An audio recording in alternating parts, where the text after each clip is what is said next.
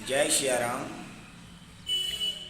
हनुमान जी को प्रसन्न करने के लिए भले ही आपके पास तेल सिंदूर ना हो, भले फूलहार ना हो, भले रुआटी के फूल ना हो, भले उड़द की दाल ना हो, भले मिठाई ना हो, भले ध्वजा ना हो, भले आपके पास भोग लगाने के लिए प्रसाद ना हो, कोई बात नहीं। ये सब एक आस्था है, श्रद्धा है, उसके हिसाब से लोग करते हैं।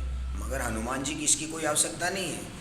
आप अगर हनुमान जी को प्रसन्न करना चाहते हो तो आप सबसे प्रेम करिए, सभी के अंदर उनके प्रभु श्री राम को देखिए और हमेशा अंतर से राम नाम से जुड़ जाइए। आप हमेशा राम राम राम राम श्वासोश्वास में राम नाम का सुमरण करिए। फिर देखिए हनुमान जी की कृपा कैसी होती है और हनुमान जी महाराज किस प्रकार सहजता से आपके जीवन के संकटों को दूर करते हैं।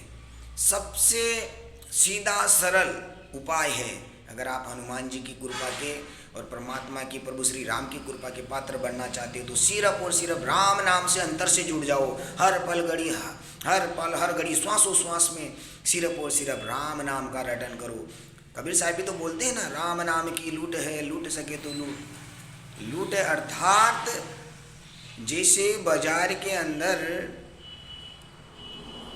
मूंगफली समझ लो या आप केले समझ लो या ऐसे किसी भी प्रकार की कोई भी पदार्थ समझ लो, लाके कोई आदमी ढेर लगा देता है, बोलता है ऐसे ले जाओ, उसकी कोई कीमत नहीं, कोई पैसा नहीं, कोई टक्का नहीं, कुछ नहीं लगेगा, सिर्फ आप ऐसे लेके जाओ, लूट लो, पड़ा है ऐसे ही बाजार के अंदर, आप उठा लो।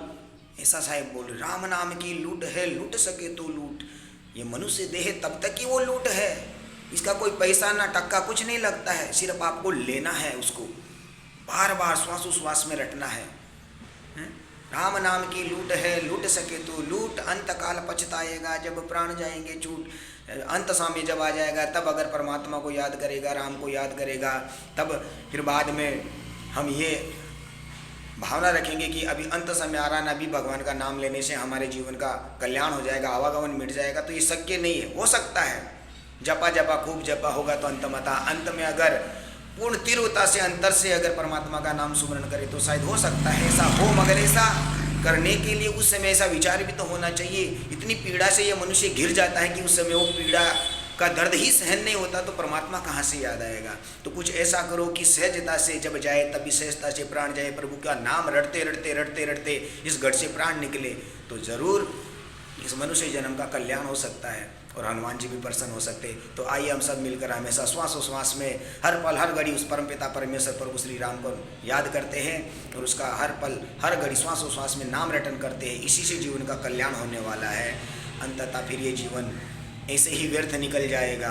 बिना राम नाम के अपना जग में कोई नहीं भाई। राम नाम के सहारे के बिना दूसरा इस संसार के अंदर, इस जगत के अंदर कोई है ही नहीं, ना कोई होगा।